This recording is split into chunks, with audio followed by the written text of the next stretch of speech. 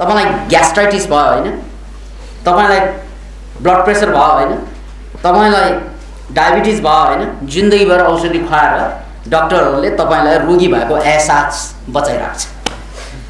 म ठीक छैन भन्ने कुरा बुझाइराख्नको लागि उनीहरूको सारा ज्ञान खर्च भइरहेको छ। Can you imagine? उनीहरूले तपाईलाई बकाइदा सर्टिफिकेट दिइदिन्छ कि तपाईँ ठीक हुनुहुन्न भनेर।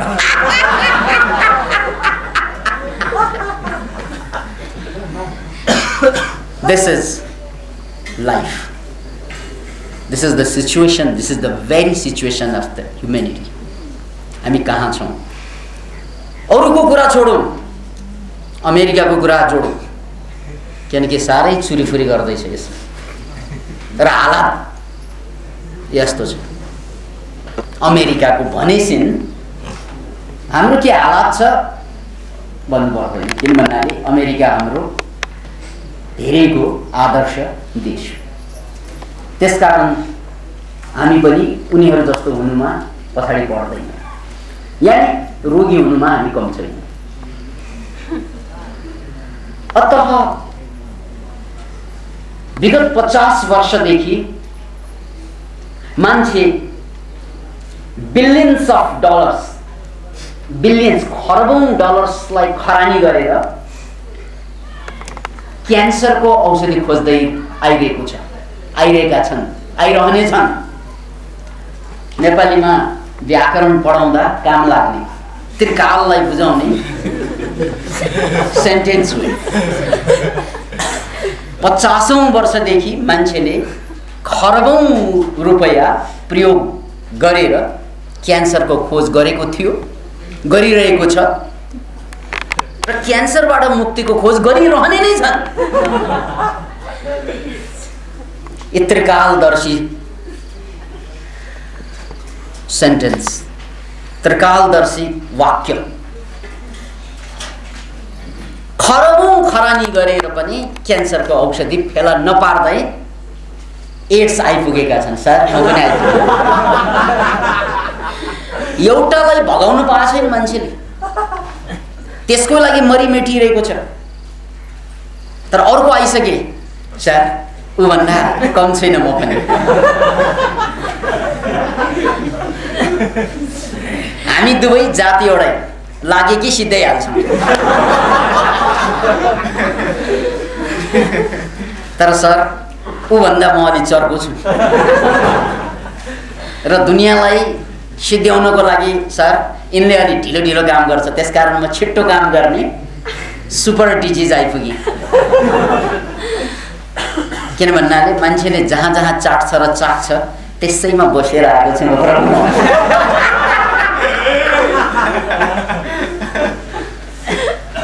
पहिला पहिला प्रेम रोगको माने के हुन्थ्यो, अहिले प्रेम रोग माने एड्स भएर निस्क्यो।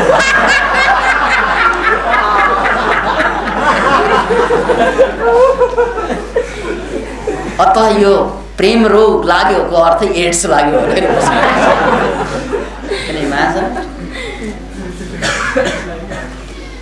अनि एकचोटि लागेपछि यार त्यसले तपाईको जिन्दगीभर पीछा चाहिँ छोड्दैन। किन यो रोग आयो त भन्नाले क्यान्सर अलि स्लो छ कि स्पिडमा। मान्छेलाई सिद्ध्याउने स्पिडमा अलि क्यान्सर स्लो छ, त्यसकारण अब एड्स हाम्रो अगाडि हाजिर भइसकेको छ। यो त अहिले आएको नयाँ रोगको रूपमा नाम लिएका छौँ। अब यो भन्दा चर्को रोगको क्यूमा छ फेरि सुखद समाचार।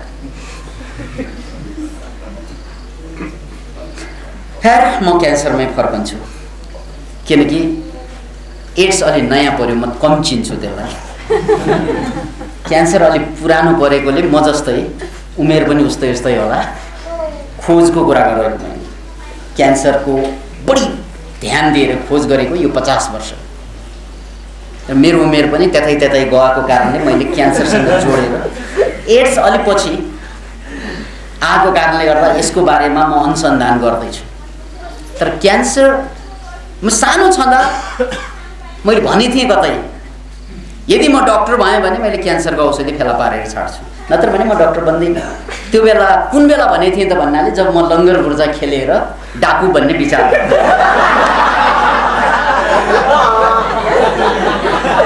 त्यसकारण मैले त्यहाँ जोडे शब्द, मलाई थाहा छ यदि शब्द जोड्नुपर्छ। किन भन्नाले ताल यही लङ्गर बुर्जा खेल्ने, रातभरि घुम्ने अनि डाकु बन्ने सपना देख्ने मान्छेले त डक्टर बन्दैन। तर बनिहाल्यो भने म चान्चुन रोग समाउँदिनँ, म क्यान्सरको औषधि खोज्छु। यस्तो मेरो मानसिकता त्यही बेला बनेको थियो। त्यसकारण क्यान्सरसँग मेरो परिचय, लगाव अलिकति पुरानै छ। अब म क्यान्सरकै कुरा अलिकति गर्न चाहन्छु। यो सारा संसारको अहिले सबभन्दा ठुलो विश्वव्यापक सार्वजनिक, सार्वकालिक, सार्वभौमिक, यो हामी राजनीतिमा बरोबर प्रयोग गर्ने शब्द हो यो। अब यो शब्द राजनीतिमा लागू हुन्छ हुँदैन आफ्नो ठाउँमा छ, तर क्यान्सरमा पक्का पक्की लागू छ। सार्वजनिक, सार्वकालिक, हिजो पनि थियो आज पनि छ भोलि पनि रहने देखियो। र सार्वभौमिक, नाइजेरियादेखि लिएर चाहिँ नेपालसम्म, रसियादेखि लिएर रसुवासम्म,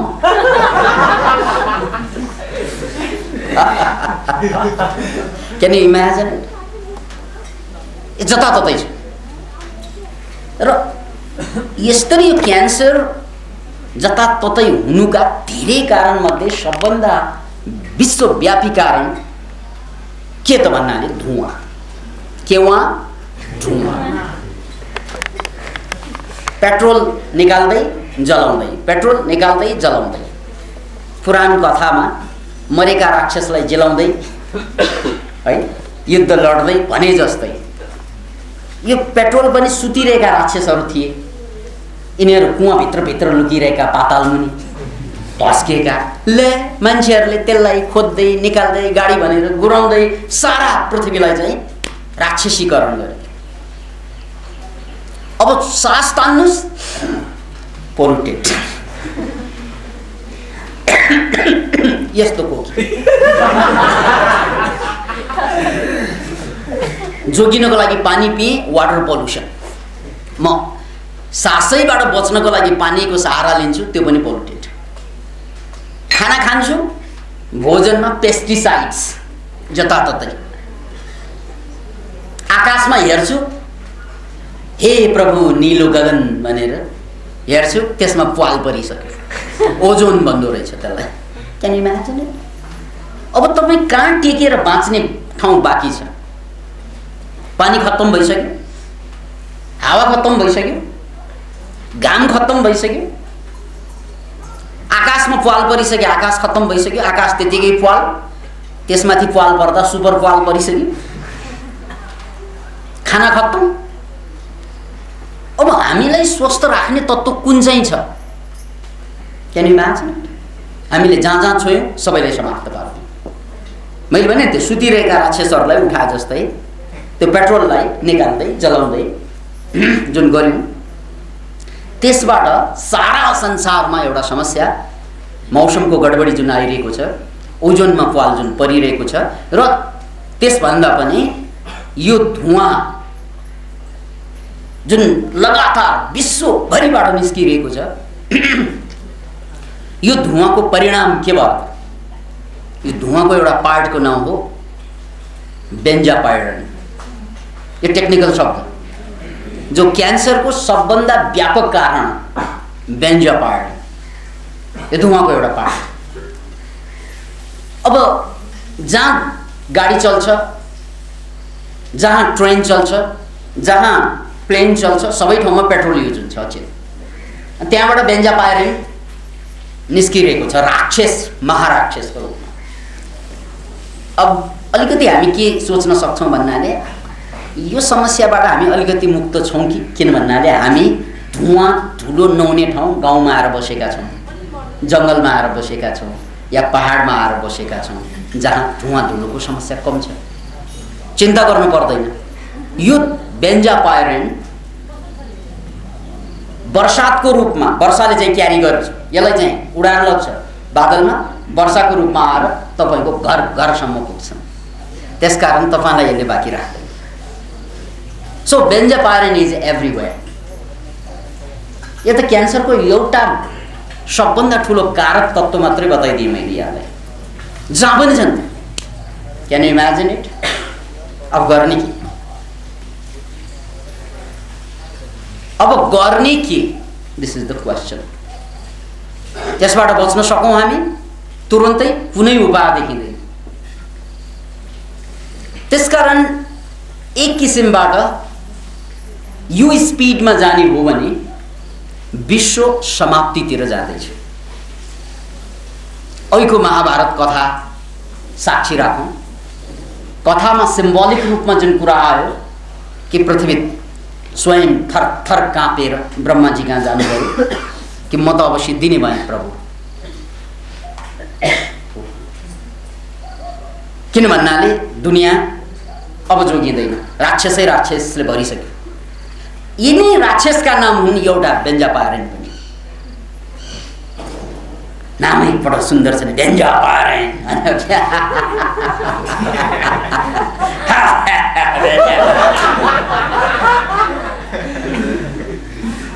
हामी जम्मै यसबाट आक्रान्त छौँ। त्यसैले अमेरिका जस्तो देशमा गएर हेर्नुहोस् त, त्यहाँ करोडौं मान्छेलाई क्यान्सर लागिसकेको छ, करोडौं मान्छे क्यूमा छन्। र हामीहरू कहाँ पनि कम छैन। यो त क्यान्सर त एउटा सबभन्दा प्रचलित रोगको नाम न हो, त्यो बाहेक अन्य रोगको त मैले कुरै गरेको छु। त्यसैले यदि महाभारतलाई साक्षी राख्ने हो भने हामीले के बुझ्नुपर्छ त भन्नाले यो संसारलाई बचाउनको लागि, यो दुनियाँलाई जोगाउनु छ भने अब यो सानो तिनो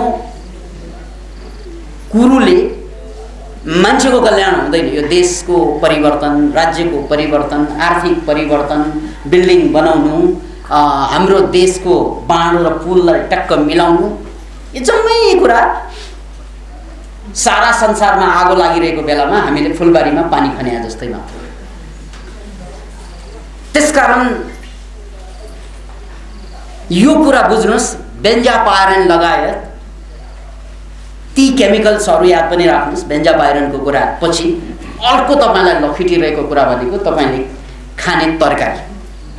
हरेक तरकारीमा विषाक्त तत्त्व छरिन्छ, जसलाई चाहिँ पेस्टिसाइड्स भनिन्छ। त्यो पेस्टिसाइड हाम्रा जस्तो देशमा त अर्को समस्या के त, त्यसको एउटा म्याद हुन्छ। त्यो म्यादभन्दा धेरै अगाडि धेरै मात्रामा चाहिँ खन्याएर तरो ताजा तरकारी बनाएर बजारमा ल्याइन्छ।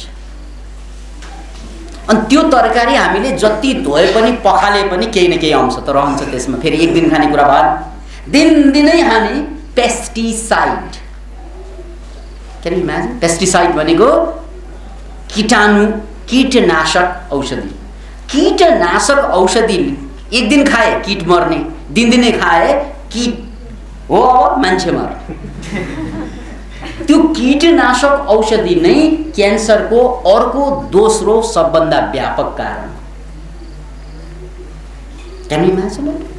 त्यसकारण तपाईँले बजारमा गएर बडो मेहनतका साथ पसिना खुन पसिना बगाएर मान्छेले तरकारी किन्छन्। तरकारी होइन, क्यान्सर किन्छन्। भन्दा के होला? We buy cancer every day. Can you imagine? क्यान्सरै नलाग्ला तपाईँलाई अहिलेलाई हतारो छैन। किन भन्नाले अहिले यसले चाहिँ 1/3 जनता होइन 1/4 मात्रै गाँजेको छ, बिस्तारै आउँदैछ पालमा। त्यस्तो हतारो मान्नु पर्दैन यसमा। तर 4 जनामा 1 जनालाई लाग्ने चाहिँ संसारभरिको समस्यामा देखिसकेको छ। यो संख्या ऱ्यापिडली बढ्दैछ। किन भन्नाले यो तरकारीमा औषधि नमिसिएको कहीँ पनि छैन। त्यसैले अहिले पश्चिममा अर्ग्यानिक फार्मिङको नेपालमा पनि थोर बहुत कसैले गरिरहेको छ। अर्ग्यानिक फार्मिङ धेरै स्पिडमा अगाडि आइरहेको छ। हाम्रो जुन पुरानो परिपाटीमा अर्ग्यानिक फार्मिङ जुन भइरहेको छ, त्यो परिपाटीलाई अलिकति नौलो टेक्नोलोजीसँग जोड्ने हो भने त्यो बढी चाहिँ रोगबाट बच्ने कारण हुन सक्छ। तर अहिले व्यापकै रूपमा राष्ट्रिय योजनाभित्र परेको त मल आएन भनेर हडताल गर्छ, पेस्टिसाइड आएन भनेर दुःख गर्छ। त्यो त नागोतमा त रमाइलो हुनुपर्ने खास। वाह, परमात्माको योजनै रहेछ हामीलाई बचाउने। हामीहरू कहाँ त रोड भएन भनेर चिन्ता गर्छ। वास्तविक रूपमा त समय यस्तो आउला रोड भड्काउने आन्दोलन चल्न बेर्छ। किन भन्नाले रोड जहाँ जहाँ जान्छ त्यसले धुवा लाने गर्छ। त्यसकारण यो रोड बनाउनु त्यति हतारिनु पर्दैन जति मान्छेको स्वास्थ्य बनाउनु हतारिनु पर्छ। तर दुर्भाग्य यो देश यस्तो जहाँ न स्वास्थ्य बन्छ न रोग बन्छ। हाम्रो एनर्जी त्यसरी खर्च भइरहेको पनि छैन। त्यसैले समस्या हाम्रो राष्ट्रको कुरा गर्दा हामी दोहोरो मारमा पन्छौँ। हाम्रो दोहोरो मार एउटा त हामी पुरानो समस्यामा जक्डिरहेका छौँ र अर्को हामी नयाँ समस्यामा फँसिसकेका छौँ। गरिबी समस्या छँदैछ। अब गरिबी मात्र समस्या भएन, अब स्वास्थ्य सबभन्दा ठुलो समस्याको रूपमा आयो। त्यसकारण अब गाउँ गाउँमा गएर हेर्नुहोस् त, हिजो अस्ति जस्तो होइन। हिजो अस्ति हाम्रो गाउँ गाउँमा जुन समस्या छ गरिबीको समस्या, त्यो त यथावतै होला अझ धेरै ठाउँमा।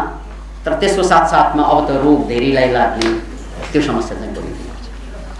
यसैले मैले बेन्जापायरिनको साथसाथ पेस्टिसाइडको कुरा गरेँ जुन तरकारीबाट आउँछ। तरकारी थोरै खाने मान्छेले भन्दो होला, ए त्यसो भए त हामीलाई त ठिकै छ। किन भन्नाले हामी त तरकारी चाहिँ होइन, मासु र अन्डा मात्रै खान्छौँ, दुध मात्रै पिउँछौँ। अब अन्डा कसरी बन्छ त्यसमा पनि डिडिटी जस्ता चाहिँ पाउडरहरू त्यो चाहिँ छर्किएरै रोगबाट जोगाउने नाउँमा कुखुरा पालन गर्दा डिडिटीको प्रयोग हुन्छ र त्यो बाहेक अरू केमिकल पनि प्रयोग हुँदो हो र यसको कारणले पनि अन्डामा डिडिटी पाइयो। हेर्नुहोस्, don't repeat the same thing. हामीले अहिले सबैतिरबाट आफूलाई रोगै रोग आउने वातावरणमा ल्याइसकेका छौँ। हामीले एउटा ग्लोबल समस्याको रूपमा हेरेर अगाडि बढ्नु। त्यसकारण यो संसारलाई जोगाउनु पर्यो। कसरी जोगाउने? अब महाभारतमा पनि त्यही भएको थियो। अब हाम्रो युगमा पनि त्यही हो। अब हामी देश जोगाउने कुरा भनेको सामान्य रह्यो, केही पनि जोगिरहेको छैन, पीडा त्यो हो। हाम्रो जस्तो देशमा त देशै जोगाउने कहिले। त्यहाँनिर देश जोगिरहेको ठाउँमा पनि देशको सवाल भने यो विश्व मानव समुदायको सवाल छ। त्यसकारण मनोक्रान्ति मुभमेन्टमा हाम्रो अवधारणा के त भन्नाले राष्ट्रिय सरकारको अवधारणाले देश जोगिँदैन संसारमा। त्यसकारण हामीले एउटा अभियान र आन्दोलन के पनि छेड्नुपर्ने देखियो भने विश्व सरकारको अवधारणा। नेपाल एउटा प्रान्त होस् विश्वको, भुटान एउटा प्रान्त होस्, सारा देशहरू एउटा प्रान्त होस् र केन्द्रीय सरकार होस्। यी प्रान्तबाट चुनिएर गएका मान्छेहरूले सारा संसारलाई कसरी यो वातावरणको समस्याबाट जोगाउने, यो बेन्जापायरिनबाट जोगाउने, कसरी वेपन्सहरू जुन हतियार थुप्रिरहेको छ संसारभरिमा, यी हतियारबाट यो राष्ट्रलाई मात्र होइन कि विश्वलाई कसरी मुक्त राख्ने, यो सारा कुरालाई मध्यनजर राख्दा अबको विश्व भनेको राष्ट्रवादी विश्व होइन, मानवतावादी विश्वको खाँचो छ। अन्यथा राष्ट्रवाद भनेको अहिले अल्बर्ट आइन्स्टाइनले भने जस्तै यो बाल रोग, हामी सानो सानो छँदा लाग्ने रोग। अहिले पनि हामीलाई चाहिँ राष्ट्रवादले पिरोलिरहेको छ भने यसको मतलब हामीलाई बाल रोग, हामी विकासै भएको छैनौँ, सानो छौँ। Nationalism is infantile disease, infantile illness. यो अल्बर्ट आइन्स्टाइनको कुरा। It's the measles of humanity. यो मानवहरूको मान्छेहरूको मानवताको दादुरा हो। यसले साह्रै दुःख दिन्छ। किन भन्नाले अहिले सारा संसारको सबभन्दा ठुलो समस्या मैले देखिरहेको समस्या मान्छेको अहङ्कारको रूपमा अगाडि आएको छ। ज्ञानको ठाउँ अहङ्कारले लियो। यही त हो राक्षसी स्वभाव भनेको। यो सारा संसारलाई राक्षसले भर्यो भनेको त्यही हो। किन भन्नाले राक्षसको सबभन्दा ठुलो गुण नै के त भन्नाले राक्षस कलाकार हुन्छ, त्यसमा शङ्का छैन। राक्षस वैज्ञानिक हुन्छ, त्यसमा पनि शङ्का छैन। राक्षस बडा एजुकेटेड हुन्छ, त्यसमा पनि संख्या छैन। राक्षसले जे पनि गर्न सक्छ, तर सबै गर्दा गर्दै पनि राक्षस र देवतामा फरक के त भन्नाले देवतामा अहंकार विलीनता देखाउँछ, राक्षसमा अहंकार प्रबलता देखाउँछ। सबभन्दा ठुलो अहंकार राक्षसको। तपस्या त देवताले पनि गर्ने, दानवले पनि गर्छ, तर फरक के हुन्छ त भन्नाले दानवहरूले अहंकारमा टेक्ने गर्छ। अहिले यसरी हेर्दाखेरि सारा संसारमा त्यो महाभारतले भनेको प्रसंग अहिले दुनिया नै राक्षसहरूको शासन जस्तै। अहंकार यति बलवान भयो जहाँ मानवता गौण हुनु भयो, जहाँ शान्ति गौण भयो, जहाँ प्रेम आनन्द चैन स्वास्थ्य गौण भयो र मान्छेको अहंकार सबभन्दा ठुलो केन्द्रबिन्दु भयो। र यो अहंकार मुखी अहंकार केन्द्रित यो संसारलाई हामीले जोगाउनु भनेकै के त भन्नाले यो राक्षस जस्ता प्रवृत्ति हावी भइरहेको यो संसारलाई मुक्त दिनु, त्यसको लागि युद्ध चाहिन्छ। कृष्ण ने कहा अर्जुन से न प्यार जता दुश्मन से युद्ध कर। त्यसैले हे देवी देवताहरू हो, तिमीहरू अब धरतीमा जा र लड त्यो राक्षसहरूसँग। किन भन्नाले यिनीहरूले संसारलाई सिद्ध्याउँदैछ, बहाना धेरै दिन्छ। बहाना त संसारलाई जोगाउने दिन्छ, तर काम सिद्ध्याउने गरिरहेका छन्। त्यसकारण अबको संसार भनेको आध्यात्म पुरुषहरू, मुक्त पुरुषहरू, ज्ञानी पुरुषहरू, दार्शनिकहरू, मनोवेत्ताहरू यति नभइकन राजनीतिमा नलाग्ने मानसिकता बनाउनु पर्ने संसार। यदि तपाईँ मनोवेत्ता होइन, तपाईँ दार्शनिक होइन, यदि तपाईँ आध्यात्मिक होइन, यदि तपाईँ मुक्त होइन भने राजनीतिमा नलाग्ने कि भन्ने अभियान चलाउनु पर्ने युग देखियो। नत्र भने यो संसार कसले जोगाउने हो? यस्तै झगडा गरेर मर्ने मात्रै। त्यसकारण मनोक्रान्ति मुभमेन्टले देखेको संसार भनेको त्यो प्लेटोले भनेको कुराको प्रकारान्तर कि जबसम्म धरतीमा दार्शनिकले शासन गर्दैन या शासक दार्शनिक बन्दैन, मान्छेको समस्याको टुङ्गो छैन। यो कुरा हाम्रा आदरणीय भीष्मराजजीले ग्रहण गर्नुपर्ने कुराको रूपमा प्रस्तुत गर्दैछौँ। उहाँ राजनीतिमा हुनुहुन्छ, उहाँलाई हामीले धेरै पहिला पनि धरहरामा स्वागत गरेको। र अब यो कुरा राजनीतिमा नलग्ने हो भने राजनीति मात्र होइन, मानव जाति सिद्धिने भयो। किन भन्नाले सबभन्दा ठुलो लडाईँ त्यहाँ सिद्धान्तको लडाईँ होइन, अहंकारको लडाईँ देखियो। त्यो कुरा नेपालको अहिलेको घडीमा दिनदिनै पत्रिकामा त्यो अहंकार ठ्वास्स ठ्वास्स गनाइरहेको देख्छौँ। शालीन जस्ता राजनेताहरू एक एक को धोती खुस्के भन्छन् नि, सुरुवाल फुस्के, एक एक को एक से एक राष्ट्रवादीहरू यहाँ आएर अहंकारी देखिरहेका छन्। सत्ता यति प्यारो भइदियो मान्छेलाई, सत्ता भन्दा पनि प्यारो आफ्नो पोजिसन अहंकार यति प्यारो भइदियो मान्छेलाई, त्यहाँ त्यसको जाँतोमा मानवता पिल्स्यो। यो त नेपालको चित्रण हो, सारा संसारको हालत त्यही हो। यहाँ नेपालका राजनेताको कुरा गरेकै होइन, किन भन्नाले जर्ज बुश कम छैन। याद राख्नुहोस्, यो सारा दुनियाँलाई नचाउने घुमाउने काम जर्ज बुश प्रवृत्तिका मान्छेहरू हामीले देखिरहेका छौँ। जहाँ युद्ध अरू केही होइन, अहंकारको हुन्छ। युद्ध अरू केही चिजको होइन, आफ्नै मान्छेलाई चाहिँ जोगाउनको लागि मात्रै हो। अत यसलाई अलिकति म चिन्तन गर्न चाहन्छु। आजको हाम्रो पत्रिकामा त्यसैको केन्द्रमा लेख पनि छ र यसमा बडो गम्भीर भएर हामीले सोच्नुपर्ने कुरो के त भन्नाले हाम्रो यो खोपडी जुन छ यसमा तीनवटा मस्तिष्क छ। हामीलाई कस्तो लाग्छ भन्नाले हामीसँग एउटै मात्र मस्तिष्क छ, तर हामीसँग मस्तिष्कै तीनवटा छन्, बेसिक ब्रेन, मिड ब्रेन र नियोकर्टेक्स। अब गजबको कुरा सुन्नुहोस्, जस्तै रुखपात झारपातबाट हामी विकास भएको, जब रुखपातबाट विकास भएका यी प्राणीहरू जलचर प्राणी बन्न थाले, त्यसपछि यिनीमा एउटा मस्तिष्क पलायो, त्यसलाई बेसिक ब्रेन भनिन्छ। अनि त्यसपछि जब यिनीहरू थल्चर भए अर्को ब्रेन पलायो, त्यसलाई चाहिँ मिड ब्रेन भनिन्छ। जब मान्छे बन्यो त्यही विकासबाट यो तेस्रो मस्तिष्क आइसकेपछि बल्ल गएर हामी मानवको रूपमा अवतरण भएपछि हामीसँग नियोकर्टेक्स तेस्रो मस्तिष्क आयो। अब हामीसँग 3वटा मस्तिष्क छन्। अब हामीले के देखिरहेका छौँ भने राजनीतिक सिद्धान्तकै कुरा गर्ने हो भने त्यो ब्रेनसँग चाहिँ जोडेर हेर्न सकिन्छ।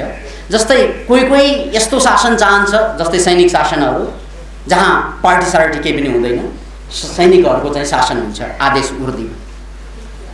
त्यो शासन पद्धति भनेको केबाट सञ्चालित भनेर हेर्ने हो भने त्यो झारपातबाट सञ्चालित जस्तो देखिन्छ। किन भन्नाले त्यहाँ ब्रेन चाहिँदैन के गनबाट।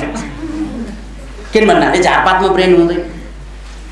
हेर्नुहोस् है, अब यो बाहेक संसारमा एकदलीय व्यवस्था हुन्छ। एकदलीय व्यवस्था कम्युनिजमहरूले ल्याएको व्यवस्था हो, जहाँ नारा के दिएको हुन्छ त भन्नाले सर्वहाराको अधिनायकवाद। ठाडै शब्द, अधिनायकैवाद हो यो, लज्जा। तर कसको? सर्वहारा। यो सर्वहाराको अधिनायकवाद वर्ग सङ्घर्ष भनेको मेरो वर्ग सुरक्षित रहूँ, अरू वर्ग खत्तम हुँ। वर्ग मतलब त्यो। त्यसकारण मार्क्सले देखेको सपना त ठिकै हो, वर्गविहीन समाजको। यो मेरो वर्ग मात्रै प्यारो, अरू जम्मै घाँ। Can imagine? आफ्नो वर्ग प्यारो, अरू जम्मै घाँ।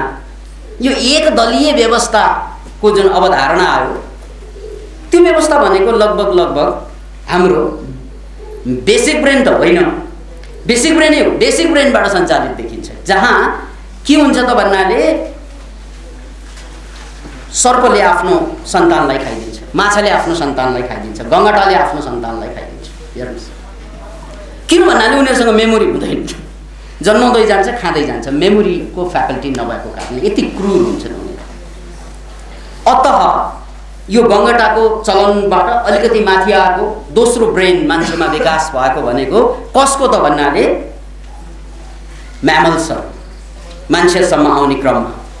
म्यामल्सहरूमा माया र प्रेम पनि देखाउँछ उनीहरूले। साना बच्चाहरूलाई हुर्काउनुको लागि साह्रै ठुलो माया प्रेम गर्छन्। तर यो माया प्रेम केमा सीमित छ त भन्नाले फेरि पनि आफ्नै वर्गमा मात्रै सीमित छ।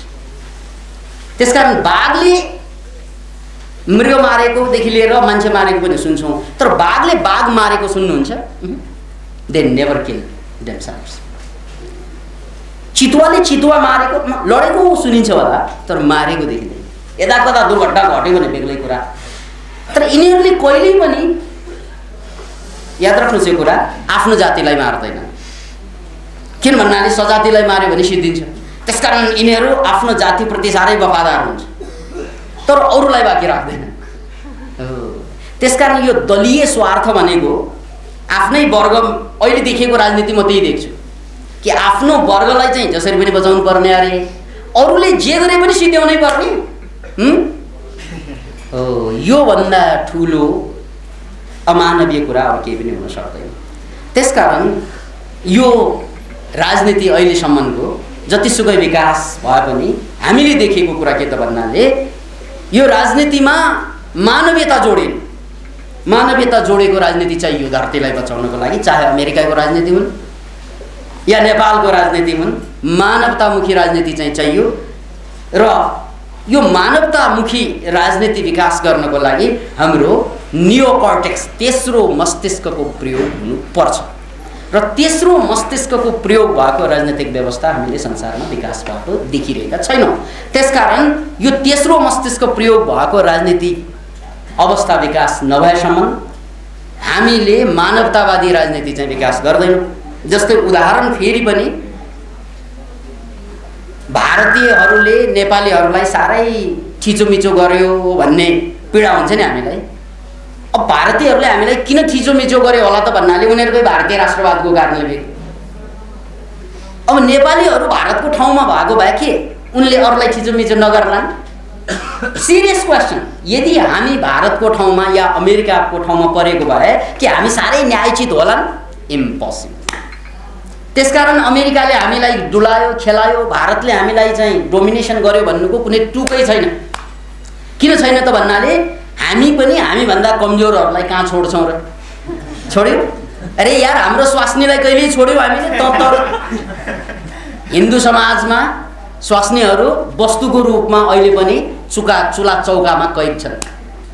हाम्रा छोराछोरीलाई प्रयोग गर्ने शब्द के हाम्रो ए त आइज यता कसले भनेको बाउले भनेको आज बाउको मुख हेर्ने दिन त आइज बाउलाई हजुर भन्नुपर्ने तपाईँ भन्नुपर्ने अनि छोराछोरीलाई त तिमी भन्ने यहीँनिरबाट मान्छेको चाहिँ सुरुवाल खुस्किन्छ। ऊ न्यायको कुरा गर्छ समानताको आफ्नो छोरालाई समानता दिन सकेर यी समानता दिए संसारलाई दुनियाँलाई न्यायको कुरा गर्छन् आफ्नो छोरालाई छोरीलाई अझ चाहिँ श्रीमतीलाई के व्यवहार गरिरहेका छौँ हामीले हेर्नुहोस् त। श्रीमानलाई चाहिँ श्रीमतीले हजुर भन्नुपर्ने आइसियोस् जाइसियोस् खाइसियोस् हगिसियोस्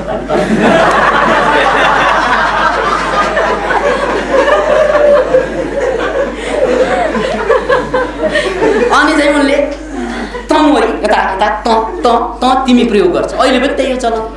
इभन एजुकेटेड फ्यामिलीमा त्यही देख्छु म, इभन लभ म्यारेज भएकाहरूमा त्यही देख्छु म। Can you imagine it? त्यसकारण यो नेपाललाई इन्डियाले थिच्यो अमेरिकाले थिच्यो भन्यो भने कुनै आश्चर्य होइन। किन नथिच्नु? बलियोले नथिचिले कमजोरले थिच्ला नि त। कि हामीले आफ्ना छोराछोरीलाई थिचेनौँ, हामीले भने जस्तो बनाउनु खोजेनौँ उनीहरूलाई? यही त हो। किन भन्नाले उनीहरूको अगाडि हामी अमेरिका हौँ, मेरी श्रीमती भारतीय हुन्, छोराछोरी नेपाल हुन् सानसाना।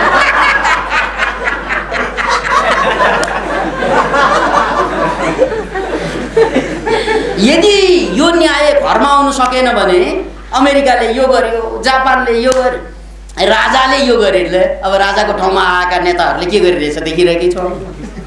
त्यसकारण यो कुनै आश्चर्यको कुरा होइन। यो जम्मै चाहिँ ध्वास मात्रै हो, धमास मात्रै हो। दुनियाँलाई चाहिँ राजनीतिको नामबाट हामीले समानताका कुरा जुन फलाच्छौँ त्यो कुरामा कुनै पनि दम भएको देखिएन।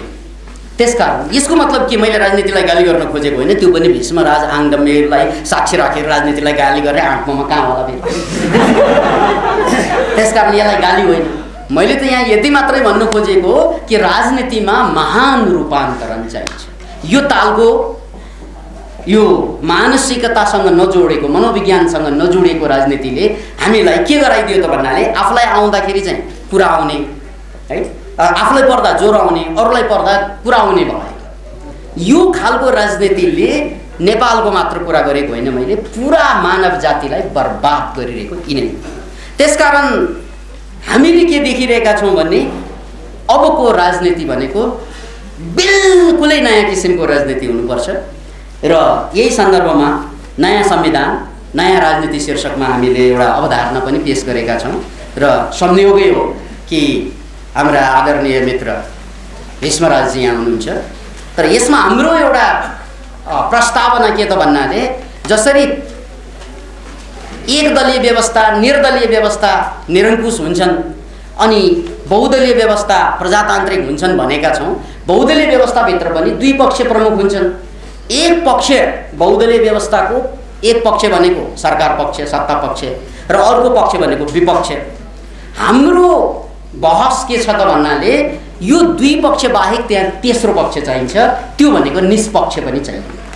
यदि त्यहाँ निष्पक्षलाई राख्न सकेको भए निष्पक्षको काम के हुनुपर्ने भयो त भन्नाले पक्ष र विपक्षले गरेका राम्रा कुराको जनतामा ल्याइदिनु र त्यो दुईको बीचमा परेका झै झगडालाई साम्य पारिदिनु। यसरी उनले तेस्रो पक्षको भूमिका निर्वाह गर्नुपर्छ। यो कन्सेप्ट राजनीतिमा नभएको त म देख्दिनँ फेरि। किन भन्नाले देशका बुद्धिजीवीहरूबाट संविधान सभाको लागि जसरी पार्टीको कोटा छुट्याइएको छ, त्यो पार्टीको कोटा भन्दा पनि जस्तै हामीले भनेको कुरा कलाकारहरू हुन्छन्, उद्योगीहरू हुन्छन्, दार्शनिक हुन्छन्, योगीहरू हुन्छन्, आध्यात्मिक मान्छेहरू हुन्छन्, उनीहरू पनि चुनावैबाट लडेर तेस्रो वर्गको रूपमा आइदिएको खण्डमा यी तेस्रो वर्गको काम भनेको निष्पक्ष यो पक्ष र उपपक्षको आलोचना होइन, राम्रो काम गरे बोलिदिने हो, नराम्रो काम गरे चुपचाप बस्दिने हो र यी दुईको बीचमा झगडा परे मिलाइदिने हो। यसरी तेस्रो पक्ष आइदिएको भए राजनीति जुन निर्दलबाट एक दलबाट बहुदलबाट द्विपक्षीय बहुदललाई त्रिपक्षीय बहुदल बनाउन सक्यौं भने हामीले राजनीतिमा एउटा फड्को हान्छौं कि किन भन्नाले कुनै बेला निर्दल नै ठीक थियो, त्यसपछि एक दल ठीक भयो, अहिले बहुदल ठीक हुँदैछ। अब बहुदल भित्र द्विपक्षीय छ, दुईको ठाउँमा तीन पक्षीय चाहिँ देशका सर्वाधिक महत्त्वपूर्ण मान्छेहरूलाई लग्ने वातावरण बनिदिएको खण्डमा राजनीतिमा सुधार आउँछ कि। जस्तै उदाहरणको लागि अहिले यहाँहरूले देखिरहनु भएको छ संविधान सभाको मार्फत हामीले सबै मान्छेलाई प्रतिनिधित्व गराउने नाउँमा औँठा छापहरू चाहिँ धेरै भयो संसदमा, उनीहरूले बढी तलब खाने भयो है। अब यो प्रतिनिधित्व गराउने मात्रै नाउँमा धेरै किसिमका मान्छेहरू जम्मा त भए, तर यो देशका सबभन्दा महत्त्वपूर्ण मान्छेहरूको प्रतिनिधित्व गर्ने सबैले गर्नै सके। अनि यसले के हो गर्यो त भन्नाले एक जमात हाम्रो देशमा कमिला भए हाम्रो पनि प्रतिनिधित्व चाहियो भने, अनि एक जमात चाहिँ हात्ती भए हाम्रो पनि प्रतिनिधित्व चाहियो भने, उनीहरूको योगदान के हुने भन्ने भन्दा पनि प्रतिनिधित्व टाउको गनाउने काम जुन भयो त्यसले राष्ट्रलाई कतै लानै सक्दैन भन्ने कुरा अहिले पनि हामी के देख्छौं भने कि जब चाहिँ यो पार्टी दुई पक्षको बीचमा समस्याहरू आइरहेको हुन्छ त्यसलाई साम्य गर्ने एउटा समूह नभएको कारणले गर्दा हाम्रो देशमा अहिले समस्या धेरै चर्केर गएको हामीले देखिरहेका छौं। र राजनीतिमा राष्ट्रको सबभन्दा महत्त्वपूर्ण मान्छेलाई प्रवेश गराउने एउटा संयन्त्र चाहिँ अहिले के भइरहेको छ, चुनाव जितेर जाने कुरा भयो। चुनावको कुरा होइन, जस्तै अब यो देशमा वैज्ञानिकहरू छन् भने वैज्ञानिक कसरी घुस्ने, वैज्ञानिकहरूलाई हाम्रो राजनीतिमा भाग कसरी लिन लगाउने भनेपछि मालेको कोटाबाट, एमालेको कोटाबाट, माओवादीहरूको कोटाबाट, कांग्रेसको कोटाबाट गयो भने त ऊ वैज्ञानिक हुँदैन, ऊ कांग्रेस वैज्ञानिक हुन्छ। ऊ वैज्ञानिक हुँदैन, माओवादी वैज्ञानिक हुन्छ। ऊ वैज्ञानिक कम, माओवादी बढी हुन्छ। ऊ वैज्ञानिक कम अनि कांग्रेस बढी हुन्छ। अनि यस्ता मान्छेहरू कामै छैन, किन भन्नाले उनीहरूले चाहिँ नमक सोझो गर्ने काम मात्रै गरिदियो। त्यसैले यो जम्मै कोटालाई खारेज गरेर यदि चाहिँ राष्ट्रका विशेष जो राष्ट्रलाई चलाउन सक्ने वर्गहरूबाट नै एउटा नयाँ वर्ग राजनीतिमा चाहिँ छिराउने हामीले संविधान निर्माण गर्न सक्यौं भने सम्भवतः यो तेस्रो वर्ग जो नयाँ वर्ग हुन्छ त्यसले के राष्ट्रका नेताहरूले गरेका राम्रो कामलाई जनतासम्म लैजाने र नराम्रो काम हुँदा ऊ चुपचाप किन पनि बस्नुपर्छ त भन्नाले उसलाई आलोचना गर्ने त्यहाँ विपक्ष अगाडिदेखि नै छ। हेर्नुस् है, सरकार पक्षलाई आलोचना गर्नलाई विपक्ष छ, तर सरकार पक्षले गरेको राम्रो कामलाई जनताको सामु लग्ने काम चाहिँ कसले गर्ने त भन्नाले त्यो पक्ष छैन। अनि यहाँ कस्तो लाग्छ, पत्रिका पल्टाएदेखि समाचार सुनेदेखि खालि राजनेताहरू भनेको खत्तम, पोलिटिक्स इज डर्टी गेम मात्रै कन्सेप्ट छ चारैतिर। किन भन्नाले पत्रिकाले त्यही लेख्छ, अखबारले त्यही दिन्छ, समाचारले त्यही दिन्छ। अनि हामीलाई के लाग्छ भने राजनीति भनेको डर्टी गेम, यो टिक्क लाग्ने गतिलो काम हुँदैन। त्यहाँ गतिलो काम नहुने त होइन, उनले गरेको के गतिलो काम भनेर मूल्याङ्कन गर्ने एउटा समुदाय छैन, त्यहाँ समूह छैन, त्यहाँ त्यसलाई जनतामा लाने निकाय छैन त्यहाँ। त्यसकारण हामीले बडो ठुलो चाहिँ समस्या के झेलिरहेका हुन्छौँ भने जब राजनीतिको कुरा गर्छौँ हामीले मनोक्रान्ति मुभमेन्टमा हामी के भन्छौँ भन्नाले राजनीतिमा आध्यात्मिक मान्छे जानु पर्यो या आध्यात्मिक मान्छेलाई राजनीतिक बनाउनु पर्यो भन्दाखेरि आध्यात्मिक मान्छेहरूलाई बडो गाह्रो हुन्छ त्यो। ओहो, किन भन्नाले पोलिटिक्स भनेको डर्टी गेम, हामी भनेको शुद्ध मान्छे, हामी शुद्ध मान्छे त्यो डर्टी ठाउँमा गएपछि भ्याउ त हुँदैनौँ र, बडो उनीहरूलाई चाहिँ पीडा। किन भन्नाले त्यो त आहाल हो, भैँसी हो तपाईँ जानलाई त्यहाँ भन्छ बा, आहालमा त भैँसीले पो रमाउँछ, सुँगुरले पो रमाउँछ, तपाईँ पनि सुँगुर हुने। अहिलेसम्म त बङ्गुर अहिलेसम्म त मान्छे भन्ठानेको। किनभने बङ्गुर पनि आहालमै हेर्छ। त्यसकारण यो आहाल हो राजनीति भन्ने एउटा अवधारणा जुन छ त्यो अवधारणालाई काट्न नसकेसम्म मलाई लाग्छ कि मानव जातिको कल्याण हुँदैन। त्यसकारण हामीले नेपालको राजनीतिक सन्दर्भमा यो बहस चलाउन खोजिरहेका छौँ। यो पहिलो कन्सेप्ट हो। सौभाग्यवश चाहिँ हाम्रा आदरणीय बन्धु हुनुहुन्छ यहाँ कि यो कुरालाई हामीले एउटा राष्ट्रिय बहसको रूपमा लान चाहिँ सकिन्छ र देशका महत्त्वपूर्ण मान्छेलाई राजनीतिमा कसरी प्रवेश दिलाउने अब त्यो राजनेताहरूकै काम जस्तो लाग्छ मलाई। किन भन्नाले महत्त्वपूर्ण मान्छे त्यहाँ गएन, या माओवादीको तर्फबाट महत्त्वपूर्ण मान्छे छिर्यो भने ऊ महत्त्वपूर्ण मान्छे हराउँछ, माओवादी मात्रै देखियो त्यहाँ है, माओवादीकै रङ्ग लिएर जाने देखियो।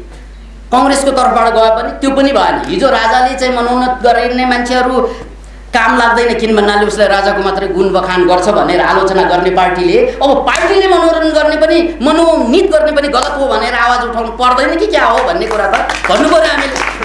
राजाले मनोनीत गरेकाहरूले जसरी राजा राजतन्त्रलाई बचाउन खोज्छ, पार्टीले मनोनीत गरेकाहरूले पनि विशेष जुन पार्टीबाट आयो त्यसैको नमक सोच गर्न खोज्छ अनि निष्पक्ष होइन त, उनीहरू पनि झगडालु हुन्छन्। त्यसकारण हाम्रो अब बन्ने संविधानमा तेस्रो पक्ष निष्पक्षलाई पनि राष्ट्रका सबभन्दा महत्त्वपूर्ण मान्छेहरूलाई प्रवेश गराउने राजनीतिमा द्वार खोल्ने हो कि, यो हाम्रो बहसको विषय हो।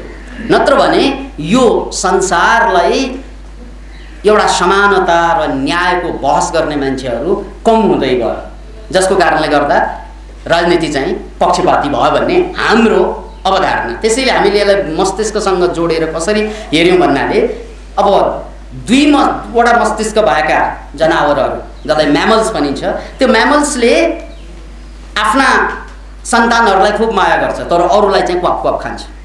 अहिले पार्टीको त्यही स्वभाव छ। कांग्रेस भयो भने कम्युनिस्टको मर्रे नै राम्रो कुरा नदेख्ने। Can you imagine? यो त रोग भयो, कांग्रेस भएको होइन रोग भएको भयो। किन भन्दा राम्रो कुरा नदेख्ने रोग लाग्यो मलाई भन्नु पर्यो। अब माओवादी भयो भने मर्रे नै चाहिँ एमालेको राम्रो देखेन भने त रोग भएन त्यो। अनि एमाले भयो भने दुवैको राम्रो देखिएन भने के एमाले हुनु भन्ने रोग भएन। त्यसकारण जसलाई तपाईँ हामी पार्टी भन्छौँ, it is the psychological disease. के डिजिज त भन्नाले राम्रो कुरा नदेख्ने डिजिज, कि अरूको राम्रो कुरा नदेख्ने डिजिज। संसारमा गजब गजबका डिजिजहरू चाहिँ थपिँदैछन्, त्यसमध्ये यो चाहिँ पोलिटिकल डिजिजहरू पनि आयो। त्यसकारण अब यही भन्नु पर्यो, कांग्रेसले गरेका राम्रो कुरा देखेनन् भने त्यसलाई के हो भन्नु पर्यो भन्नाले माओवादी सिन्ड्रोम भन्नु पर्यो। सिन्ड्रोम भनेको रोगका लक्षण। अब माओवादीले देखेका राम्रो कुरा देखेनन् भने कांग्रेस सिन्ड्रोम भन्नुपर्ने हुन्छ त्यसलाई। ए यसलाई कांग्रेस सिन्ड्रोम लागेको रहेछ।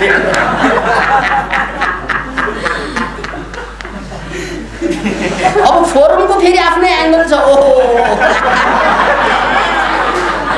फोरमको फेरि आफ्नै सबै कुरा उनले आफ्नै एङ्गलबाट व्याख्या गर्छ।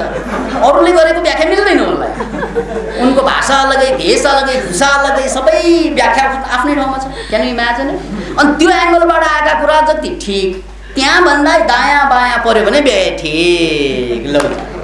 यो मान्छेलाई के बनाउनु खोजेको राजनीतिले? यो त मान्छेलाई शत्रु बनाउनु खोज्यो, मान्छे बीचमा फाटो ल्याउनु खोज्यो। राजनीति त यस्तो हुनुपर्ने अबको कि सबै मान्छेलाई एक सूत्रमा पिरोल्नु पर्ने। किन भन्नाले कांग्रेसको जुन उद्देश्य छ प्रकारान्तरमा कम्युनिस्टको पनि त्यही उद्देश्य हो, मान्छेको कल्याण, जनताको कल्याण। कि कसो कि ठोक्न सक्छ कि कम्युनिस्टहरूको उद्देश्य गलत हो, कांग्रेस चाहिँ कोही ठिक हो त? त्यो त होइन। उद्देश्यमा आउँदा सबैको एक हो, चाहे हिन्दूको होस्, बौद्धको होस्, क्रिस्चियनको होस्, साइन्टिस्टको होस्, सबैको उद्देश्य मानवको कल्याण। अनि मानवकै कल्याण गर्ने मान्छेहरू यहीँ तलैबाट मुक्कामुक्की गर्छन् बा।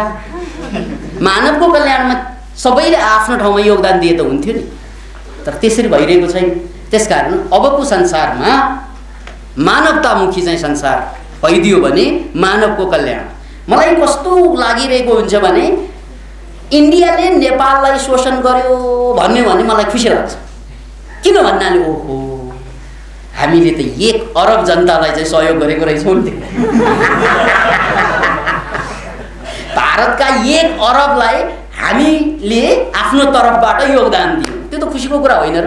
आखिर मान्छे त त्यो पनि त मान्छे हो नि कि 1 अरब मान्छे होइनन् कि हामी मात्रै मान्छे कि क्या हो 2 करोड मात्रै।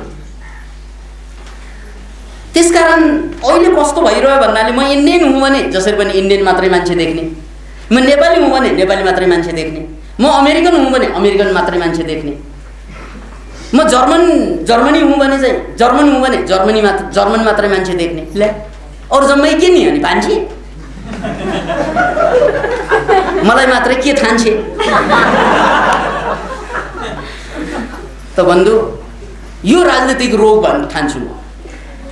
त्यसकारण मानवतावाद भनेको त कस्तो त भन्नाले अरे यार कांग्रेस होस्, कम्युनिस्ट होस्, यो त चाहिँ नाम न रामबहादुर, श्यामबहादुर, हरिबहादुर जस्तै नाम नभयो।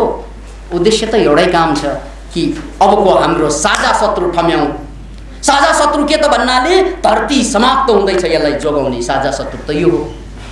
साझा शत्रु के त के सारा संसारमा असमान वितरण छ, साझा शत्रु त यो हो। साझा शत्रु के सारा संसारमा रोग फैलिएको छ, साझा शत्रु यो।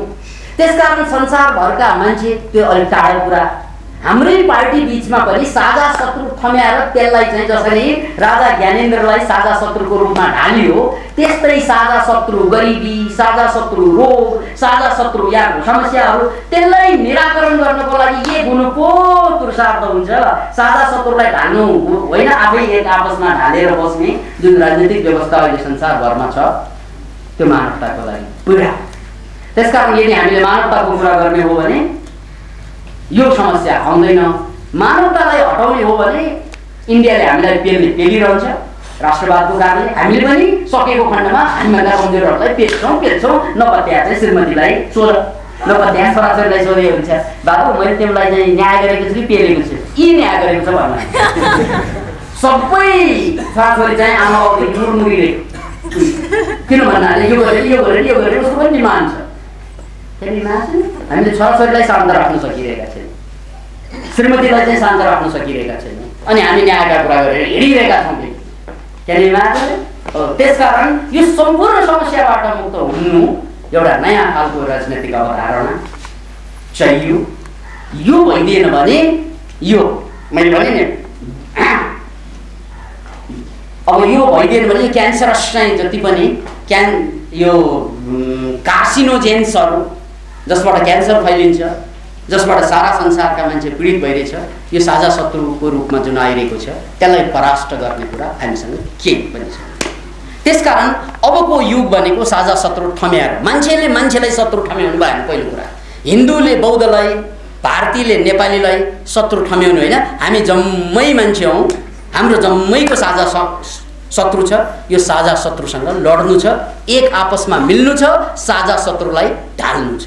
यो नारा लिएर विश्वमा अगाडि नबढ्दै हो भने यो संसार जोगिने स्थितिमा छैन।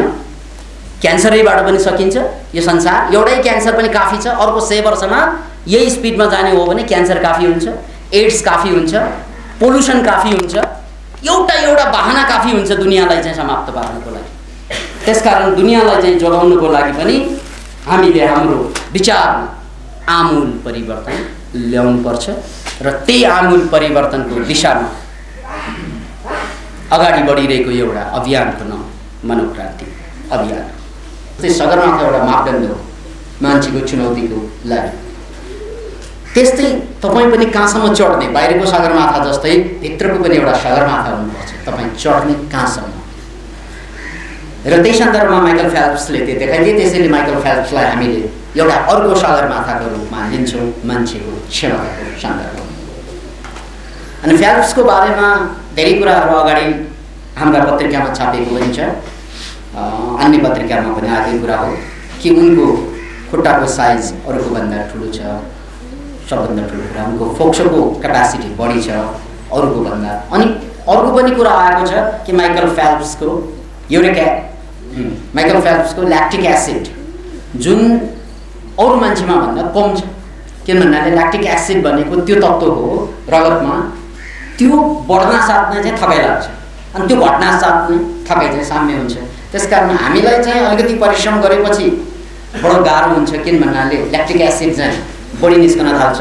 माइकल फेल्प्सलाई त्यही परिश्रम हाम्रो तुलनामा धेरै गर्दाखेरि पनि थकाइ कम लाग्नुको कारण ल्याक्टिक एसिडको कमी, उत्पादन नै कम हुने भन्ने अमेरिकन साइन्टिस्टहरूले कुरा ल्याएका छन्। र यो कुरा मैले साक्षी के लागेको भन्नाले मान्छे बदल्नको लागि उसको साइकोलोजी बदल्नु पहिलो काम हो, त्यो सुरुवात हो। भीष्मजीको कुरालाई हामीले मध्यनजर राख्ने हो भने उहाँले बारम्बार उच्चारण गर्दै हुनुहुन्थ्यो कि उहाँको उच्चारणमा आएको कुरालाई मध्यनजर यहाँले राख्नु भएको छ छैन, तर राख्नुपर्छ त्यो कुरा कि मान्छे बदल्नु भनेको लामो प्रोसेसको कुरा, मान्छे बदल्नु भनेको धेरै लामो प्रोसेसको कुरा। किन भन्नाले धेरै वर्षदेखि, धेरै पुस्तादेखि झेल्दै आएको विचारलाई आजको भोलि फेर्न सकिँदैन भन्ने आशय उहाँले दिइरहनु भएको थियो। जबकि त्यति हुँदा हुँदै पनि प्रयास चाहिँ अहिले थाल्नुपर्छ भन्ने त्यो आशय सुन्दर अभिव्यक्ति थियो नै। अनि यहाँनिर हामीले बुझ्नु पर्ने कुरो के देखिन्छ त भन्नाले मान्छेको सबभन्दा पहिलो परिवर्तन विचार, त्यसमा शङ्का छैन।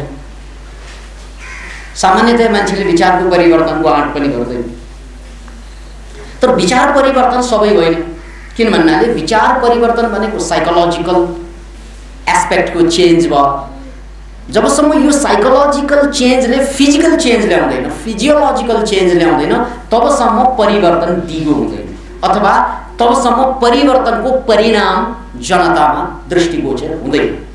फेरि एकपल्ट मैले मन बदलेँ, विचार बदलेँ, त्यस्ता विचार त धेरै बदलेको होला, तर त्यो विचार बदल्दा बदल्दा विचारले चाहिँ हाम्रो शरीरभित्रका संरचनाहरू बदल्न सक्नुपर्छ। Can you imagine it? लामो समयसम्म विचार बदल्दै जाने हो भने शरीरका संरचनाहरू बदलिन्छ, र शरीरका संरचना बदलिसकेपछि अनि परिणाम बदलिन्छन्। यही परिणामबाट ऊ अरूभन्दा भिन्न देखिन्छ समाजमा। जस्तै माइकल फेल्प्स, उनले 5 वर्षको उमेरदेखि स्विमिङ गर्न थाले र उनको भिजनै पनि महान स्विमर बन्ने भिजनै थियो। त्यो भिजन भनेको विचारकै कुरा हो, तर उनको विचारले परिणाम ल्याउनको लागि धेरै वर्ष कुर्नु पर्यो। किन भन्नाले उनको खुट्टा लामो हुने प्रक्रिया फिजियोलोजी बढ्नुको परिणाम हो, फिजियोलोजीको चेन्ज हो। उनको रगतमा ल्याक्टिक एसिड कमी हुँदै जानु फिजियोलोजिकल परिणाम हो। त्यो फिजियोलोजिकल चेन्ज नआएसम्म उनले परिणाम जनतालाई दिन सक्दैन।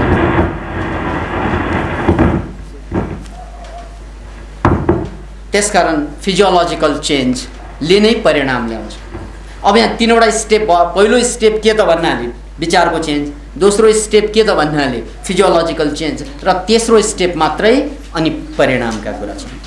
त्यसकारण परिणाम भनेको कुर्नुको लागि पहिला आफैमा 2 तहमा चेन्ज आउनु पर्यो, भौतिक रूपमा, मानसिक रूपमा र भौतिक रूपमा।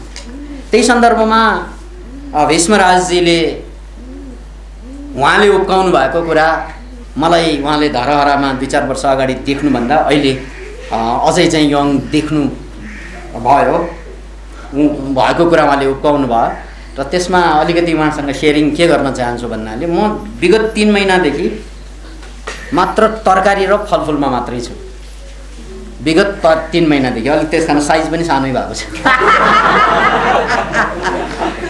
मेरो वजन चाहिँ सामान्यतया 51 हुन्थ्यो, अहिले चाहिँ 46-47 मात्र छ। किन भन्नाले तरकारी मात्रै खाइरहेको छु, तरकारी। अनि यो टुङ्गो लागेको 3 महिना टुङ्गो लागेको भनेको 2-3 दिन मात्रै भयो। त्यसकारण म नर्मल डाइटमा पनि आइरहेको छैन अहिले। अनि यो फलाहार तरकारीको आहारलाई फेरि बुझ्नु पर्यो। ब्यालेन्स मिलाएर खाने हो भने सबभन्दा पहिला तपाईँको छालाको रङ्गलाई चेन्ज गरिदिन्छ।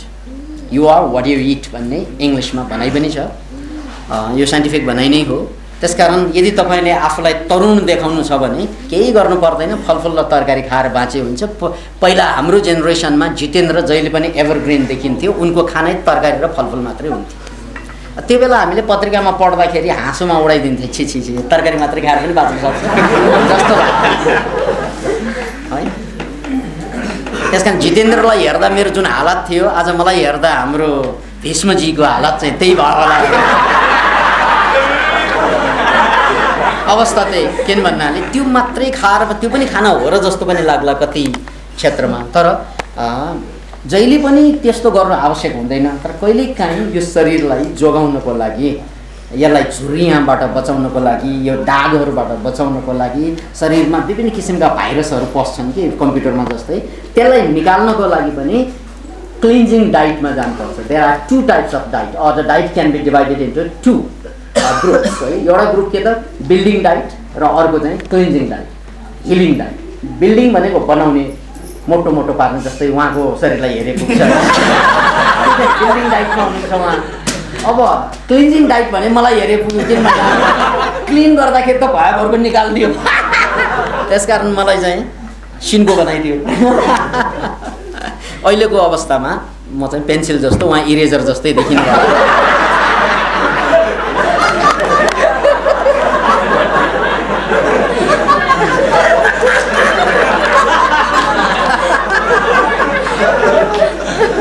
आखिर चाहिँ राम्रो चिठी अथवा राम्रो लेख्नलाई दुवै त चाहिन्छ फेरि। त्यसकारण डायट पहिलो कुरा डायट। अनि त्योभन्दा पनि यहाँहरूलाई यो त भर्खरको कुरा भयो, यस्तो म बरोबर गर्छु यति नै गर्छु भन्ने हुँदैन। बरोबर वर्षमा एकपल्ट, कहिले 1 महिना फ्रुट फास्टिङमा जान्छु, कहिले चाहिँ 2 महिना जान्छु, यसरी चाहिँ वर्षमा एकचोटि आफूलाई रिपेयर गर्ने।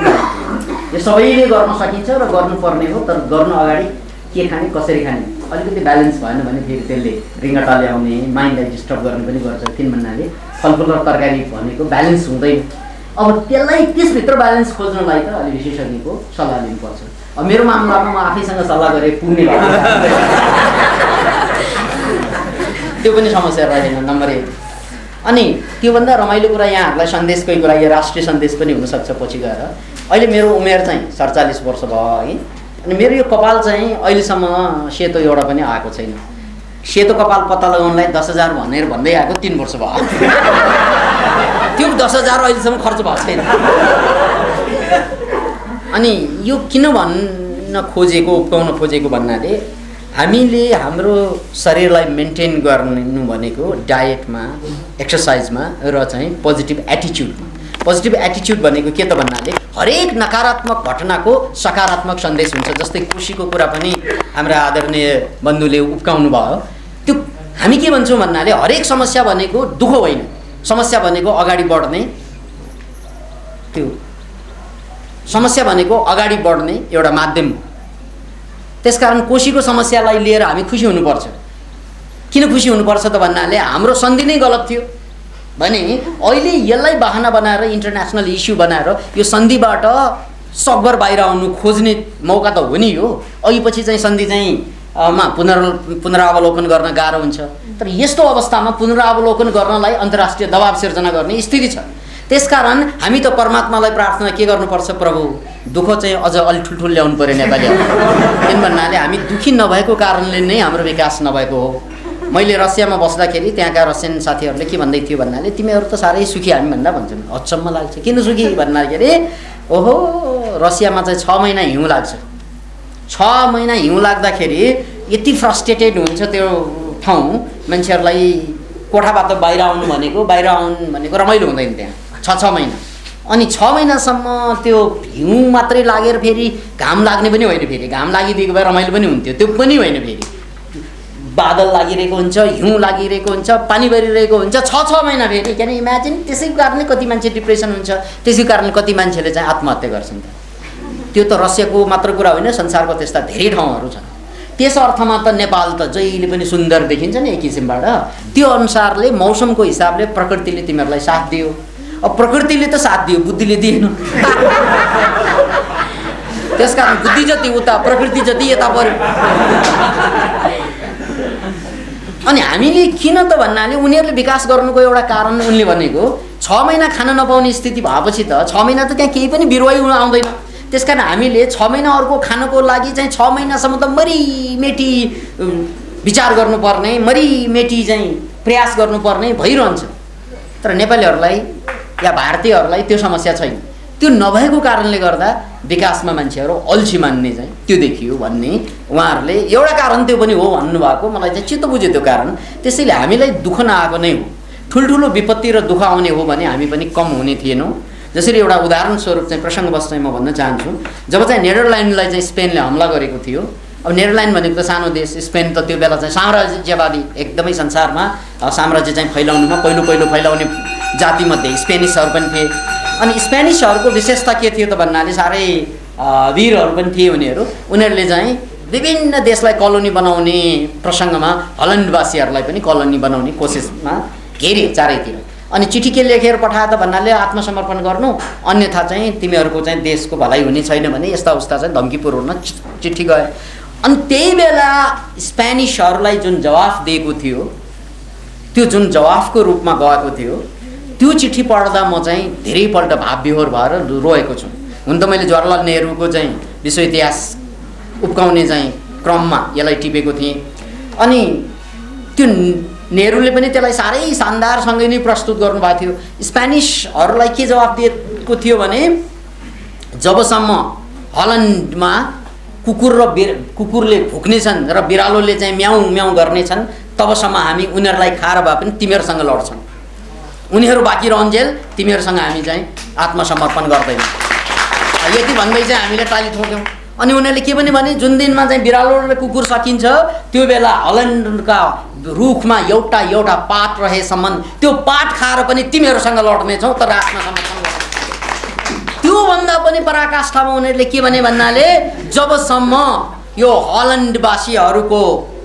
हल्यान्डवासीहरूमा दुईवटा हात हुन्छ हामी बायाँ हात खाएर दायाँ हातले तिमीहरूसँग मुकाबला गर्छौँ तर हामी आत्मसमर्पण गर्छौँ। त्यसकारण मान्छे भनेको त्यो हो। जब उनलाई पीडाको पराकाष्ठा पुग्छ अनि मात्रै ऊभित्रका स्वाभिमानहरू, ऊभित्रका जोसहरू, ऊभित्रका सुतिरहेका ठुला ठुला व्यक्तित्वहरू उठ्न थाल्छन्। तर दुर्भाग्यवश हामी त खालि मागेर खाने। अब हाम्रो राजनीतिक चाहिँ संयन्त्रै के त भन्नाले अरूलाई मागेर देश चलाउने। अरू चाहिँ कटौरा लिएर माग्न जान्छन्, हामी प्लेनै लिएर माग्न जाने देशका नहो। हामी माग्नुमा आफूलाई धन्य ठान्नेहरू यहाँका सबै जनता, राजनेता, यहाँका चाहिँ सबै मान्छेको संरचना त्यस्तो भइरहेको। त्यसकारण यो देशमा हामीलाई दुःख पुगेको छैन। किन भन्नाले धेरैले हामीलाई चाहिँ हाम्रो कटौरा, नेपाल त मलाई कटौरा जस्तै लाग्छ, लाम्चो खालको कटौरा, सबैले पैसा हालिदिने, यसरी चाहिँ बचाएको यो देश। यो हुनु हुँदैन भन्ने चाहिँ हाम्रो मान्यता हो। किन भन्नाले यस्तो भइदियो भने, यसरी चाहिँ देश चलाउने हो भने देश त चल्छ तर जनता जम्मै मानसिक गुलामीमा जक्रिन्छ। त्यसैले यो कुरा याद राख्नुहोस्, मनोक्रान्ति मुभमेन्टको कुरा अहिलेसम्म हामीले यहाँ जसरी चाहिँ बनेर बसिरहेका छौँ यो 9 रोप्ने जग्गामा, अहिलेसम्म न विदेशीहरूसँग कुनै हामीले रकम मागेका छौँ न त नेपाली स्वदेशीहरूसँग कुनै रकम मागेका छौँ। हामीले दिएको क्लासको आधारमा हामीले आत्मनिर्भरपूर्वक मनोक्रान्ति मुभमेन्टलाई नेपालमा स्थापना गरेका छौँ। यति मात्र होइन, अहिले हाम्रा योद्धाहरू चाहिँ भारतमा गएर भारतको 4 ठाउँमा मनोक्रान्ति कार्यक्रम सञ्चालन गर्दैछ। नेपालीहरूले जहिले पनि भारतीयहरूबाट सिक्ने नेपालीहरूले अब नेपालीहरू गुरु भएर चाहिँ भारतीयहरूलाई सिकाउने पनि यही ठाउँबाट जहाँ कि हामीले अहिलेसम्म कसैसँग केही मागेकै छैन। Can you imagine it? यस्तो स्वाभिमानपूर्वक हामी जान सक्छौँ र संसारलाई बदल्नु छ, सुरु आफैबाट गर्नु छ भन्ने कुरा हामीले आफैबाट प्रमाणित गर्न सकेनौँ भने यो राष्ट्र त के संसारको कुरा हामी चाहिँ बदल्ने कुरा गरिरहेका छौँ, यो जम्मै कुरा हामीलाई फेलरमा जान्छ। अतः हाम्रो लागि सबभन्दा ठुलो कुरा भनेकै के त भन्नाले हामीले साइकोलोजीलाई चेन्ज गर्ने हो र साइकोलोजी चेन्ज भएपछि हाम्रो फिजियोलोजी चेन्ज हुन्छ एक दिन, र जुन दिनमा फिजियोलोजी चेन्ज हुन्छ अनि परिणाम चेन्ज हुन्छ। त्यो प्रसङ्गलाई म फेरि भन्न चाहन्छु। त्यसकारण मेरै कुरा गर्ने हो भने पनि यो कपालको कुरा मैले गर्दैछु। अहिले 47 वर्षमा पनि यसलाई चाहिँ कालो राख्न सक्नुको पछाडि त्यही हो कि डाइट, एक्सर्साइज र पोजिटिभ एटिच्युड हो। पोजिटिभ एटिच्युड भनेको हरेक नकारात्मक कुरामा दुखी हुने होइन। कोसी बग्यो, खुसी लाग्छ मलाई, अब यसको सदुपयोग के, मेरो बुद्धि चल्न थाल्छ, चुनौती ल। त्यस्तै जुन जुन समस्या आउँछ त्यो समस्या आउनासाथ चाहिँ बुद्धि चाहिँ चलबलाउन थाल्छ, ल यसको सदुपयोग के हो। किन भन्नाले हरेक ढुङ्गा मूर्ति लिएर आउँछ, मात्र हामी कलाकार भएर छेना र हथौडा लिएर बस्नुपर्छ। हरेक ढुङ्गा मूर्ति नै हुन् तर ढुङ्गालाई फोडेर मूर्ति बनाउने ताकत हामीमा हुनुपर्छ। त्यसकारण फिजियोलोजीको चेन्ज भनेको त्यही अहिले विचारको परिवर्तन हो। अनि त्यो विचार परिवर्तन हुँदा हुँदा माइकल फेल्प्सको जस्तो फिजियोलोजी चेन्ज हुन्छ भने नि, माइकल फेल्प्सको त उनीहरूको अमेरिकनहरूले एक्सपेरिमेन्ट गरेर थाहा पाए। मैले तपाईँलाई बारम्बार भनिरहनु परिरहेछ यी मेरो कालो छ भने। एनिवे त्यो पनि चुनौतीको कुरा हो। त्यो चेन्ज भइसकेपछि यसको मतलब you are no more same. किन भन्नाले तपाईँले दिने अब परिणाम उहिरहँदैन। अब हामीले फिजियोलोजी चेन्जलाई त नेपालीहरूले नकारात्मक रूपमा त धेरै बुझेको छ। जस्तै हामी पनि जथाभावी विचार गर्छौँ, जथाभावी खान्छौँ अनि हाम्रो शरीरको साइज चाहिँ यस्तरी बढ्दै जान्छ कि पेट यत्रो हुन्छ। पेट धेरै ठुलो भएपछि छोराछोरीलाई कन्फ्युजन, आमा हो कि बाउ हो।